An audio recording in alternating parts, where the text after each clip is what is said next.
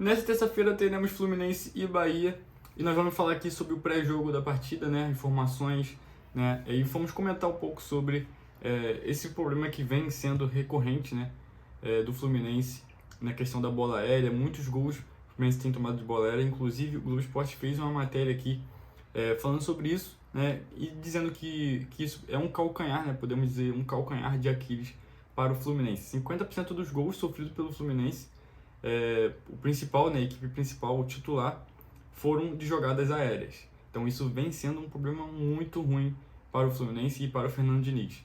Mas antes disso, se inscreva no canal, se inscreve aqui no canal, deixe seu like, compartilhe o vídeo também para o máximo de tricolores, para eles ficarem informados, assim como você está sendo informado. Então se inscreva, deixe seu like, comenta e compartilha.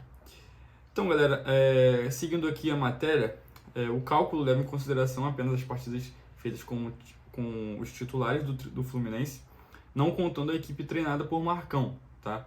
Diante do Bragantino, os 2 gols foram desta forma, foram de bola aérea. O primeiro gol foi sensacional. Nem tinha sido falta, o juiz marcou uma falta ali inexistente, o cara cruzou e fez o gol. Impressionante.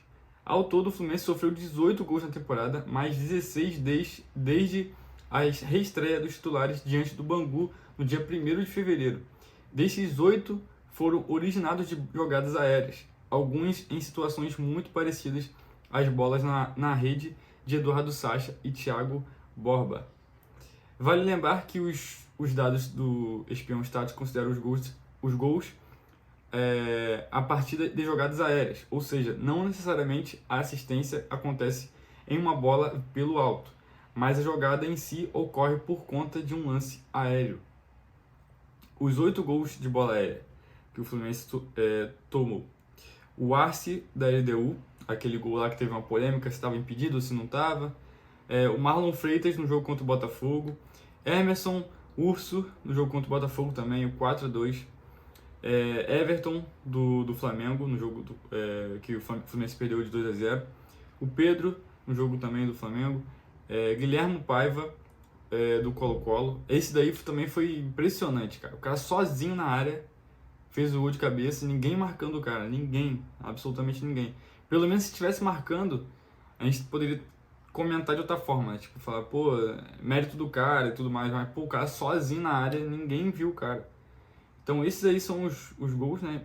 Aí tem o do Eduardo Sacha e também do Thiago Borbas no jogo contra o Bragantino. E cara, isso é um ponto muito negativo do Fluminense. O Fluminense vem tomando muitos gols e novamente a gente tem que falar, né, a situação da zaga. A zaga do Fluminense tá terrível por conta do planejamento da equipe, né? O Fluminense não planejou da forma correta. Esse aí é o principal erro, né? Não repôs a saída do Nino da forma correta. E a gente está sofrendo com isso, infelizmente. Espero que melhore, né? A gente torce para que melhore, mas é bem difícil da gente, né, melhorar. Porque a gente tem... O nosso melhor cabeceador, por exemplo, é o Felipe Melo, e ele não aguenta o jogo inteiro. E a gente perde muito nisso, né? Por exemplo, o jogo contra o Bragantino. O Felipe Melo não estava marcando o cara que deu de cabeça, por exemplo. Se estivesse marcando, talvez não teria sido gol, né? Por mais que o Felipe Melo não seja alto, ele é um bom cabeceador. Bom, o Fluminense chega para esse jogo contra o Bahia em 8º colocado, apenas com 1 ponto, né? Porque empatou o jogo contra o Bragantino. O campeonato começou agora, então é muito cedo de a gente falar, né, sobre pontos, né, em questão de estamos muito preocupados em estar em 8º colocado, tudo mais. A gente está começando agora, a gente precisa ter um pouco de calma, né? A gente poderia ter vencido esse jogo contra o Bragantino, poderia, mas, né, temos também que ter um pouco de paciência, porque o Fluminense mostrou um bom futebol nesse jogo contra o Bragantino, né, pelo menos na parte ofensiva, mas deu um pouco de esperança pra gente, né, pro torcedor do Fluminense, no quesito de ver os outros jogos, né? Os outros jogos eu acho que a gente vai poder, né, mostrar mais futebol, conseguir se soltar mais, né? Conseguir melhorar cada vez mais daqui pra frente. Eu acho que esse foi o ponto de partida do Fluminense nesse ano, né? Porque nos outros jogos antes desse jogo contra o Bragantino, as atuações foram muito duvidosas e muitas delas foram terríveis, né? A maioria foi bem abaixo. Bom, o Fluminense chega em oitavo colocado para esse jogo, o Bahia chega em 16º, porque perdeu para o Internacional na casa do Internacional. Eu assisti o jogo foi bem morno, um jogo sabe, bem sonolento, para ser sincero. Eu tava assistindo, eu tava com sono, até dormi um pouquinho na hora do jogo, mas foi uns minutinhos lá que eu dormi, mas acordei. Aí comecei a assistir o jogo lá e quando eu acordei, o Gabriel Teixeira entrou no jogo. Gabriel Teixeira que era do Fluminense, né? Foi revelado na base do Fluminense. Então ele entrou e mudou um pouco o panorama do jogo do Bahia. Eu achei que o Rogério Ceni mexeu um pouco mal na equipe, né? Tirou alguns jogadores lá importantes cedo demais. Tava 1-0, aí depois o Inter foi atacando mais, foi pressionando um pouco mais e acabou virando para 2-1. Mas foi um jogo bem morno, o Bahia não mostrou tanta agressividade ofensiva assim. O primeiro gol do Internacional foi um erro de defesa tremendo do Bahia. A defesa do Bahia não é aquela defesa tão forte assim. Sem falar que eles sofreram muitos gols na temporada também. O Bahia sofreu 13 gols em 13 jogos que disputou. Então é um time que vem sofrendo muitos gols nessa temporada, né? Perdeu o campeonato estadual para o Vitória, né? Se eu não me engano foi de virada também, se eu não me engano. Então é um time aí que não tá naquela temporada, né? Não fez aquela temporada absurda, não é um time imbatível. Tá meio duvidosa assim como o Fluminense, só que o Fluminense tá um pouco melhor, acredito eu, pelo fato de ter ganhado a Recopa, né? Tudo mais. Mas a gente sabe, né? A dificuldade que o Fluminense tem de jogar fora de casa. O elenco do Bahia tem algumas peças que jogaram no Fluminense, como eu falei, o Gabriel Teixeira, tem o Marcos Felipe, se eu não me engano tem o Iago Felipe, eu acho que o Iago Felipe ainda está no Bahia, né? Inclusive o Bahia comprou o Iago Felipe há pouco tempo, e o Iago Felipe jogou no Fluminense, muito bom também, meio campista, volante ali, deixou um pouco de saudade no torcedor do Fluminense, eu gostava desse cara, era um bom jogador. Então eles chegam forte para essa temporada porque contrataram bem, querendo ou não, fizeram boas contratações, contrataram Vitor Cuesta, contrataram Everton Ribeiro do Flamengo, o Gabriel Teixeira também vem jogando muito bem pela equipe, contrataram o Estupian, né? Fizeram boas contratações realmente, né? Fora outros jogadores, Gilberto, que era do Benfica, jogou no Fluminense também, lateral direito. Pô, eles têm peças boas, só que não tá assim naquele nível, né? Jogando um bom futebol, né? No ano passado quase foram rebaixados. Nesse ano não engrenou totalmente assim o time, né? A zaga do Bahia é um pouco instável. Eu falei do gol que tomou do Internacional. O Marcos Felipe também vem fazendo algumas falhas, dando algumas falhas. Eu, particularmente, quando assisti o jogo contra o Internacional, na minha opinião, ele falhou nenhum dos gols lá. Eu acho que dava para ter defendido, ele não defendeu. Então, uma equipe um pouco assim, não tá naquela regularidade, sabe? Então, isso é importante a gente falar aqui. Engraçado, né? O último jogo do Fluminense e Bahia foi ano passado, né? Lá na Arena Fonte Nova. E foi a véspera do jogo da final da Libertadores, Fluminense e Boca Juniors, né? O último jogo do Fluminense antes da final da Libertadores foi justamente contra o Bahia. A gente perdeu de 1-0, mas, pô, naquele momento ali tava todo mundo pensando na final da Libertadores. Então não tinha como a gente, né, ganhar aquele jogo. Eu acho que também não tinha como. A gente chegou também com o time totalmente reserva. Diniz mandou... Até o banco de reserva era reserva. Impressionante. E a última vitória do Fluminense fora de casa, né, contra o Bahia, foi em 2021. Então, lá fora de casa, a gente não tem um bom retrospecto assim. Acho importante a gente vencer esse jogo, cara. Muito importante, porque vai ser difícil pra gente. Vai ser difícil. A gente vencendo esse jogo contra o Bahia vai ser muito importante, porque o próximo jogo é contra o Vasco. A gente não vence um clássico há 13 jogos. Depois tem Libertadores contra o Cerro Porteño. Depois tem Corinthians fora de casa. Depois tem Atlético Mineiro.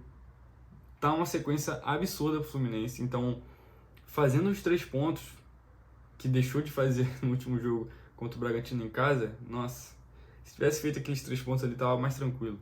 Mas é obrigação do Fluminense vencer esse jogo contra o Bahia. pela sequência que tem pela frente o Fluminense pode se complicar. A gente sabe a qualidade que tem os times fora de jogando em casa, no caso, né? O Corinthians jogando em casa, meu Deus do céu, é um time muito forte, muito difícil de você ganhar. Não importa a fase do Corinthians, mas é um time chato de ganhar lá na arena do Corinthians. Então, é importante a gente fazer esses 3 pontos aí fora de casa, pra gente dar uma respirada. O Fluminense tem um bom retrospecto contra o Bahia. Foram 57 jogos, né? 54 jogos Fluminense e Bahia. O Fluminense venceu 25 e perdeu 12, né? 12 vitórias do Bahia, 25 do Fluminense e 17 empates. Esse daí, o retrospecto do Fluminense é um bom retrospecto, mas minha preocupação é o Fluminense jogando fora de casa. Ano passado a gente fez uma péssima campanha fora de casa. Espero que esse ano a gente melhore, né? Espero que o Diniz melhore a situação do time fora de casa, porque ano passado foi terrível. Em 2022, que a gente tinha um elenco pior, a gente conseguiu fazer uma boa campanha fora de casa. Incrível, né? A arbitragem do jogo, galera. A arbitragem vai ser aí é um árbitro novo, né? Não é aquele árbitro experiente, 28 anos apenas, né? É o João Vitor Gobi, de apenas 28 anos. Será o responsável aí pela arbitragem. O árbitro paulista está em seu segundo jogo com habilitação para apitar jogos das primeiras divisões nacionais. E este será apenas seu 5º jogo como árbitro principal de Série A. É um árbitro muito novo, começou agora aí como árbitro principal, né, como árbitro de campo. Em 2023, o Gobi apitou 4 partidas da primeira divisão nacional, incluindo o empate sem gols entre Fortaleza e Bahia. Já neste ano, esse será seu primeiro jogo de grande porte. Segundo os registros da CBF, o árbitro apitou somente 2 partidas da Copa do Brasil neste ano, em confrontos de menor expressão. Os assistentes e o VAR têm a chancela da FIFA. Estes serão os árbitros, né, da partida. Tem o João Vitor, que é o principal. Aí o assistente 1 é o Danilo Ricardo Simon Manes, da FIFA de São Paulo.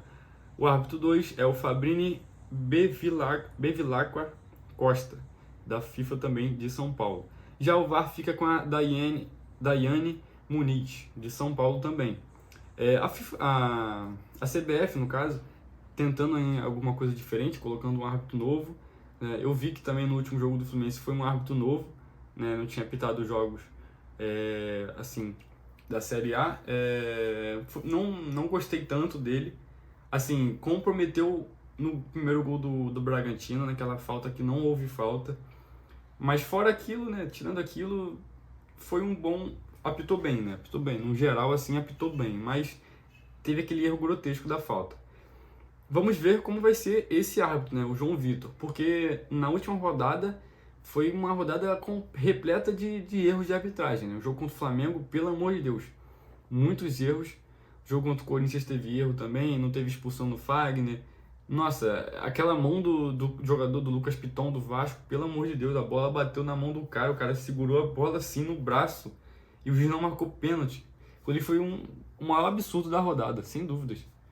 Impressionante, cara. Roubaram o Grêmio na cara dura lá em São Januário. Então a CBF tenta dar uma coisa diferente, aparentemente. Espero que ele apite bem, né? Porque se for comparar com os outros árbitros da primeira rodada, pelo amor de Deus. Então a gente não tem como avaliar exatamente esse árbitro que vai apitar o jogo, porque é um árbitro novo que vai estar apitando o jogo do Fluminense. Nunca apitou nenhum jogo do Fluminense. Já as prováveis escalações do Fluminense para essa partida, teremos surpresas, né? O Felipe Melo e o Marcelo não vão jogar esse jogo, não vão ser titulares. O Diniz tentou aí, fez algumas mexidas no time, no treinamento. Treinou o Manuel e o Martinelli entre os titulares da equipe, né? Eles poderão ser os titulares, acredito eu que vão ser mesmo, na minha opinião. O Diniz fez algumas trocas também, tentou aí utilizar o Felipe Andrade e o Antônio Carlos, né, nessa equipe aí no treinamento. Mas, cara, sinceramente, vai ser aí o Manuel e o Martinelli, do jeito que o Diniz ele não vai... Ele é muito teimoso, ele não vai Só por uma coisa muito estratosférica aí ele vai mudar. Porque quando a torcida quer um jogador, ele bota outro. Então não adianta. É a cabeça dele mesmo e é isso. Teremos aí a volta do Diogo Barbosa e do John Kennedy nessa partida. O John Kennedy que treinou também entre os titulares. Então o Diniz deve aí, poupar alguns jogadores, né? Mas ainda não é certo que o John Kennedy vai jogar mesmo titular. Mas é possível que isso aconteça. A provável escalação do Fluminense para essa partida vem com Fábio, Samuel Xavier, Manuel, Felipe Andrade ou Antônio Carlos, né? O Manuel voltou de lesão agora, então não se sabe se ele vai jogar mesmo. Mas, sinceramente, eu acho que vai ser Manuel e Martinelli. Diogo Barbosa na lateral esquerda, André, Lima, Ganso, Marquinhos, Arias e Germancano. Esse aí deve ser o time do Fluminense, né? Nenhuma surpresa, só mudando aí mesmo o Felipe Melo, poupado, e o Marcelo. O Marcelo realmente precisava de um jogo assim, né, para ele respirar, porque daqui pra frente, como eu falei, daqui pra frente vai ser só jogo difícil, cara. Só jogo difícil, complicado. Tem Copa do Brasil também, vai ter o sorteio da Copa do Brasil nesta quarta-feira, às 2h30 da tarde. Então, depois do jogo do Corinthians, se eu não me engano, vai ter o jogo da Copa do Brasil. Posso estar enganado, mas acho que ainda é esse mês ainda. Eu acho que é em abril ainda o jogo da Copa do Brasil. Então vai ser complicado, cara. Vai ser complicado, a gente tem que também mesclar um pouco o time para depois conseguir respirar mais, jogar mais saudável. Então essa parada aí do Marcelo eu acho que foi importante, porque ele jogou 90 minutos no jogo contra o Colo-Colo, 90 minutos no jogo contra o Bragantino. O cara também precisa descansar. A gente sabe da qualidade do Marcelo, mas a gente sabe também que ele não é aquele jogador com muito fôlego, né, nas partidas. Então, galera, essa aí deve ser a provável escalação do Fluminense. Do Bahia, né? Eles podem vir aí com o seguinte time: o Marcos Felipe no gol, Santiago Arias, Canu e Vitor Cuesta na zaga, Luciano Jubá de lateral esquerdo. Luciano Jubá, que é ponta, né? Agora tá jogando de lateral esquerdo. No último jogo contra o Internacional, ele também jogou de lateral esquerdo, né? O técnico, para quem não sabe, é o Rogério Ceni. Aí tem o Caio Alexandre, que era do Fortaleza, Jean Lucas, bom jogador também, que era do Santos, Everton Ribeiro, Gabriel Teixeira, né? E o Tassiano no ataque. Essa daí deve ser a provável escalação do Bahia para esse jogo contra o Fluminense. Temos que vencer, como eu falei, precisamos vencer esse jogo, porque depois disso vai ser bem difícil. Então, importante a gente fazer esses 3 pontos, são mais 3 pontos fora de casa. Difícil, 2 dias depois de ter jogado o jogo contra o Bragantino, né? CBF é impressionante. O calendário, cara, é impressionante. Mas, enfim, vamos vencer esse jogo aí, temos que torcer, temos que acreditar. Mesmo assim, vou ficando por aqui. Saudações tricolores, é nóis. Tamo junto, galera. Se inscreva no canal, deixe seu like, compartilhe também, para o máximo de tricolores que você conseguir. Tamo junto. Valeu!